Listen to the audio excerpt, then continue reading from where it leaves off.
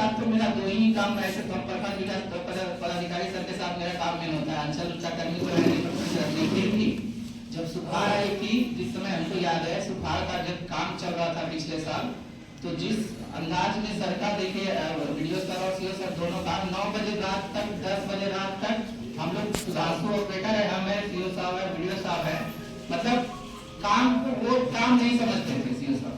तो हम वही सोचते थे जब मेरा पदाधिकारी इतना डेडिकेटेड होकर के काम कर रहे हैं तो हम लोग को जो लीड कर्मी है या पदाधिकारी है तो उनका और मोटिवेशन बढ़ जाता है। तो सर के लिए तो हम चाहेंगे कि आप लोग ताली से स्वागत कीजिए कि इतना अच्छा डेडिकेशन हमारे बीच में रहे। 3 साल रहे, 3 साल रहा मेरा जर्नी सर के साथ। तो ऐसे पदाधिकारी अगर कहीं भी किसी भी अंचल में चले जाते, अगर पहले मैं लखनऊ में पदस्थापित था तो वहाँ भी सीओ सर से समन्वय था क्योंकि होता था, लेकिन सर को अगर 1 घंटा भी समय रहता था ना तो सर बोलते थे चलो विजेंद्र गाड़ी निकालते हैं और उसको देख लेते हैं। तो ये इनमें बहुत बड़ा मतलब कहिए कि सरकार ये बड़प्पन था कि और उनके लागू के प्रति उत्तरदायी नहीं कह सकते हैं। बस इन्हीं संतों के साथ अपना वक्तव्य समाप्त करना है। सभी जनप्रतिनिधि, सभी मीडिया कर्मी, चानन के समस्त चाननवासी, आप सभी का बहुत बहुत आभार व्यक्त करता हूं। आज का दिन तो बहुत भावुक है। आप देख रहे हैं कि मैं काला चश्मा पहना हुआ हूं। ये 2 कारण भी है, एक तो आंख का ऑपरेशन करा के आया हूं चेन्नई से, और दूसरा कि थोड़ा आंख नम हो ही जाता है। कोशिश में हूं कि मुस्कुराहट, जैसे मैं यहाँ पर जिस दिन पहली बार जब आया था, मुझे याद है 8 अगस्त को मैं यहाँ पर आया था और इसी मुस्कुराहट के साथ आया था और बाबा बैद्यनाथ से यही बस मांगा था कि यही मुस्कुराहट के साथ मैं यहाँ से विदा भी रहूं और लोग जो है मुझे इसी मुस्कुराहट के साथ विदा करें। बस इतनी ही बाबा से मनोकामना थी और आज वो मनोकामना पूर्ण दिखाई दे रही है। पीछे स्टेज से पूरा कवर करो, पीछे स्टेज जाके पूरा कवर करो फोटो। नया आया था उस समय, क्या पीछे से पहले दिन पीछे जाकर के फोटो मुझे कोई नया का अनुभव नहीं हुआ।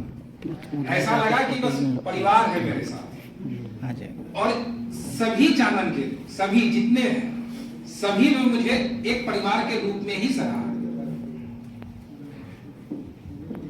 बिहार सरकार में नौकरी करने से पहले आप लोगों को नहीं पता है, मैं सुप्रीम कोर्ट हाई कोर्ट में भी काम किया हूं। उससे पहले जब मैं था तो मजदूर एकता संगठन के साथ अरुणा राव जी के साथ में काम करता था। राजस्थान के विभिन्न गांवों में ग्रामीणों के साथ रहता था, उन्हीं की झोपड़ी में रहता था, उन्हीं के साथ खाता था, उनके साथ पढ़ता पढ़ता था। तो वहां मैंने लोगों की समस्याओं को बहुत ही नीचे रूप से देखना शुरू किया। हम वहां से जाते थे, लोगों की समस्याओं को प्रखंड स्तर पे लेके जाते थे, जिला स्तर पे लेके जाते थे, उन लोगों को संविधान से संबंधित बातों को समझाया जाता था। मतलब उनके साथ ही उठना बैठना मेरा होता था। तो जब मैं प्रखंड में काम करने के लिए आया, दिल्ली में सुप्रीम कोर्ट हाई कोर्ट में काम करने के बाद, तो ये कोई मेरे लिए नया चीज नहीं था, क्योंकि मैं जानता था कि लोगों की समस्याएं जो हैं, वो आम जन की जो समस्याएं हैं, राजस्व एक ऐसा महत्वपूर्ण विषय है जिसकी समस्याएं एक दिन में निष्पादन नहीं हो सकती। 100 काम मेरे पास आए होंगे, हो सकता है मैं 10 ही काम को पूरा कर पाया हूँ। 90 लोग हो सकता है कि आज भी वो पूरा समस्या का समाधान नहीं हो पाया, लेकिन मैंने कोशिश किया, क्योंकि राजस्व एक दिन का चीज नहीं है। राजस्व में समय लगता है, कानून के अलग अलग अपनी समस्याएं हैं। कुछ अंचल स्तर से समाधान होता है, कुछ जिला स्तर से, अनुमंडल स्तर से होता है और फिर जिला स्तर से, और जो यहां से नहीं हो सकता है उसके लिए हमें स्वतः न्यायालय जाना पड़ता है। लेकिन जहां तक हो सका मैंने सभी लोगों को उस समस्या का समाधान जरूर बता दिया कि आप कहां जाएंगे तो आपको कैसे समस्या के समाधान होगा। सभी को मैं हमेशा बोला कि बिचौलिए के चक्कर में नहीं पड़ना है। अंचल का कार्यालय, मुझे बहुत बार बड़ा बाबू से लेके सभी लोग बोलते सर सबको आप अंदर कार्यालय में घुसा लेते हैं। अरे घुसाएंगे नहीं, कोई आएगा नहीं तो मुझे हमको सरकारी कुर्सी में बैठाया क्यों? नहीं तो फिर बाहर में 10 लोग उसको पकड़ लेंगे। बेचारा दिन भर जो मेहनत मजदूरी से कमाया है वो पैसा उससे ले लेगा। कि अंचलाधिकारी से काम करा देंगे, राजस्व अधिकारी से काम करा देंगे, कर्मचारी से काम करा देंगे, और फायदा क्या है? वो काम तो लटका ही रह जाएगा।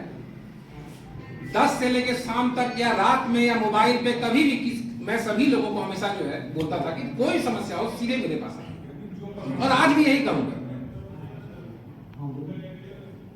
देखिए अंचलाधिकारी तो चालन में हमेशा ही रहेंगे, आगे भी रहेंगे। जागना आपको है, आपका काम जो भी अंचल स्तर से होना है आप जाइए सीधे सीओ साहब से मिलिए। अब तो विभिन्न तरह का कोरम भी बना हुआ है। कितनी बार प्रमुख साहब के द्वारा मेरे पास लोग आते थे लेकर के, इनका रिकमेंडेशन रहता था। मुझे इस बात का दुख रहता था कि इनके पास जाना क्यों पड़ा, आखिर इनको रिकमेंडेशन देने की जरूरत क्यों पड़ी, यानी कि वो व्यक्ति मेरे पास नहीं पहुंच पाया। तो जब वो व्यक्ति आता था मैं बोलता था क्या दिक्कत हो गया, आप क्यों मेरे पास सीधे नहीं आ पाए? फिर उसकी जो समस्या होती थी वो बताता था। तो ये चीज नहीं होनी चाहिए। मैं सभी राजस्व कर्मचारी, अमीन, अंचल अमीन, जो हमारे जो बड़ा बाबू है कार्यालय के, सभी को कहूंगा कि किसी व्यक्ति को नाहक परेशान न करें। ठीक है सबका काम पॉसिबल नहीं है, लेकिन अगर उनसे आप अच्छे से मीठे से बात करते हैं, उनकी समस्याओं को सुनते हैं और उनको जरिया तो आप बता ही सकते हैं कि आपकी समस्या का समाधान कहां से हो, तो वो इसी खुशी में वो वहां से चले जाए। समय में काम करना सुनिश्चित कीजिए ताकि लोगों को रोज रोज अंचल कार्यालय से वापस नहीं जाना।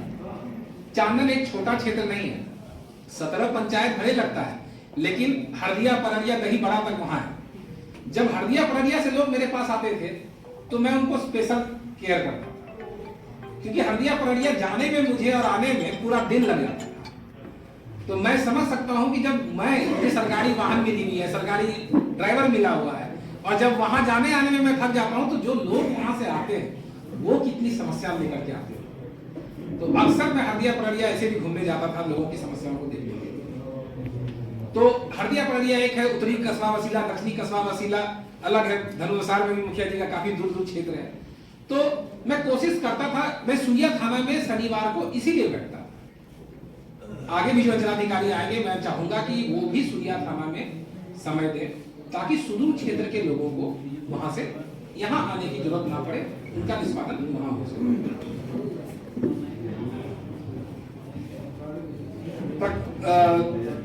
अब बड़े भाई वीडियो साहब के बारे में मैं क्या कहूं, इन्होंने जब ये आए पता ही नहीं चला कि कैसे हमारा 2.5 साल पूरा हो बीत गया।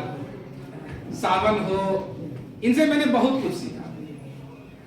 मतलब काम करते रहना, अगर किसी से सीखना हो तो वो वीडियो साहब जो है तो उसमें कहीं कोई गुंजाइश नहीं।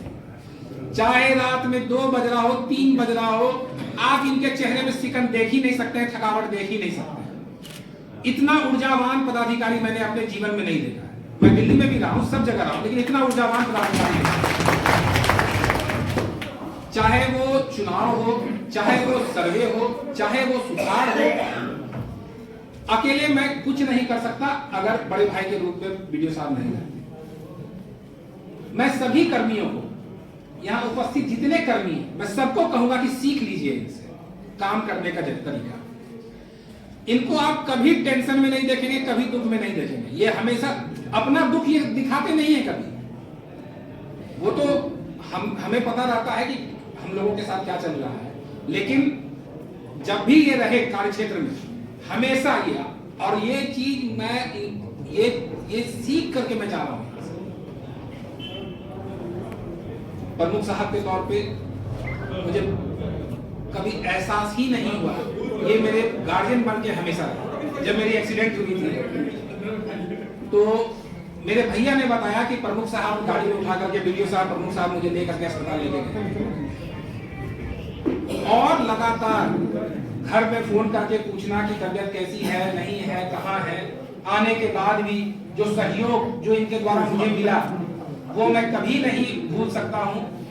इनको मैंने हमेशा परिवार, मेरे घर के सदस्य ही माना है, मेरे बड़े भाई ही हैं और मैं हमेशा चाहूंगा कि इनका सानिध्य प्राप्त रहे।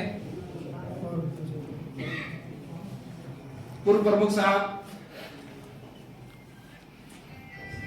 पंकज जी से मैं क्या कहूं,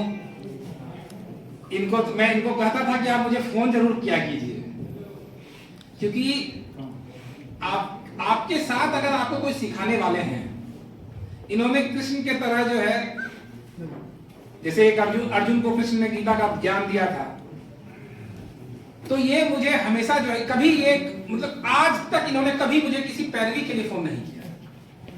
इन्होंने जब भी किया तो इन्होंने अपने एक्सपीरियंस को शेयर किया, इन्होंने मुझे सिखाया, इन्होंने मुझे जीवन संबंधित, राजस्व संबंधित हमेशा इन्होंने सिखाया और हमेशा कहा कि जो उचित हो वही निर्णय लिया। तो मैं आपका बहुत बहुत आभारी हूं सर कि आपने मुझे जो है इस योग्य समझा और मुझे जो है इतनी सारी बातें बताई। बहुत सारे अब मीडिया कर्मी बैठे हुए, मीडिया कर्मी तो नहीं कहूंगा, सब बड़े भाई ही हैं। हमारे मिश्रा जी, जयकांत जी, पांडे जी, उमाकांत जी वहां कोने में बैठे हुए हैं। आप सबके साथ जो बहुमूल्य समय बीता है, आप लोग का जो सहयोग मिला है, जो प्यार मिला है, वो तो मैं नहीं ही भूल सकता हूं। वो तो मैं आपके याद तो मैं अपने साथ लेके जा रहा हूं, लेकिन आप लोग से यही मेरा निवेदन रहेगा कि मुझे मत भूलिएगा, याद करते रहिएगा। एक स्टेशन तो देवघर है कम से कम, और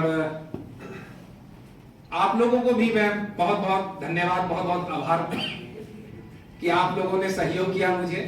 आप लोगों के सहयोग से ही, सभी चांदनवासियों के सहयोग से ही मैं इस कार्यकाल को अच्छे से पूरा कर सका। बहुत सारी हो सकती गलतियां भी हुई हैं, ऐसा मैं नहीं कहूंगा, मैंने गलतियां भी की हैं, लेकिन उस गलतियों को एक्सेप्ट करके आपने मुझे माफ भी किया है। इसके लिए मैं आपका बहुत बहुत आभारी हूं। आप लोग इसी तरह मुझे हमेशा याद रखिए।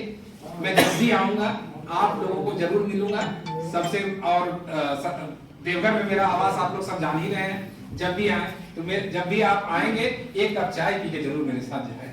बहुत बहुत धन्यवाद।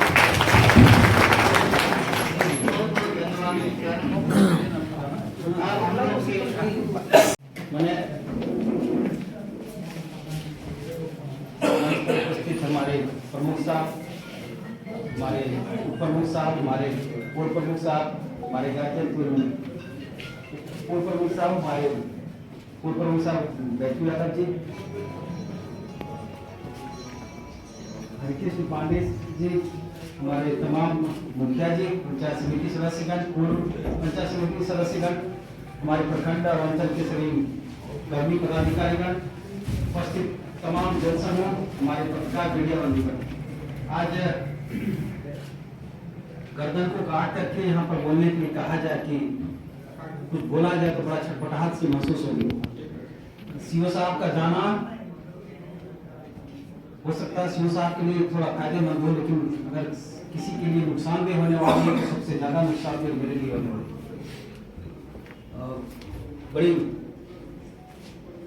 बड़ी बड़ी बात आज कहने का समय भी नहीं है। और सीधी सी बात यह है कि ऐसा व्यक्तित्व तो मैंने आज तक जीवन में देखा नहीं।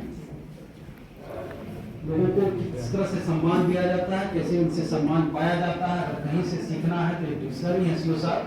विदाई समारोह का अध्यक्षता कर रहे बीडी साहब, मंच पर उपस्थित प्रमुख साहब,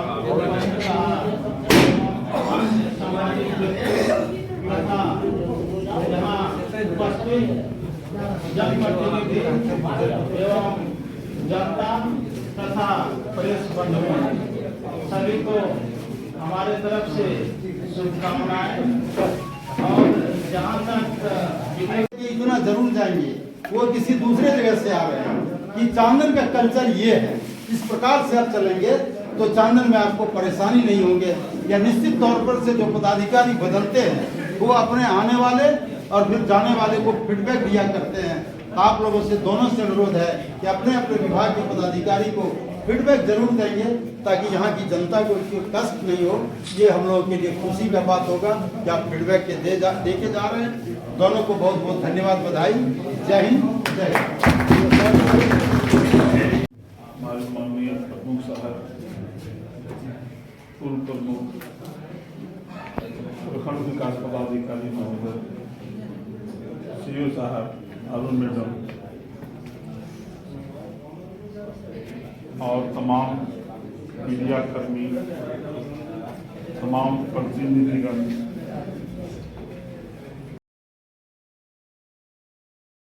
जलनशील मुद्दा होता है और इस मुद्दा में सर ने बहुत ध्यान दिए कि बहुत से लोगों का यहाँ इतना हेरा फेरी चल रहा था कागज पत्र का, दुनिया का, और एक दूसरे का यहाँ पूरा चंका चल रहा था, लड़ाई भी चला।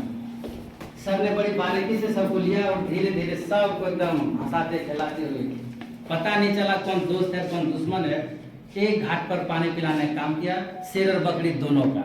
ये सर का हम उपाधि देखे मुखिया के साथ। और जब शुरू में सर जब आए थे तो हमको लगा सर क्या पारेगा चांदन को, हमको लगता है कि चांदने में सर को विनती करते हैं, लेकिन सर बोले थे कि हमारा घर बगले में झारखंड है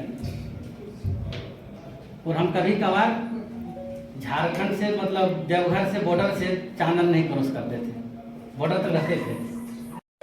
समंदर बहा के चल दिए, क्या दिल लगाए आपने चांदन में, आज हम सबको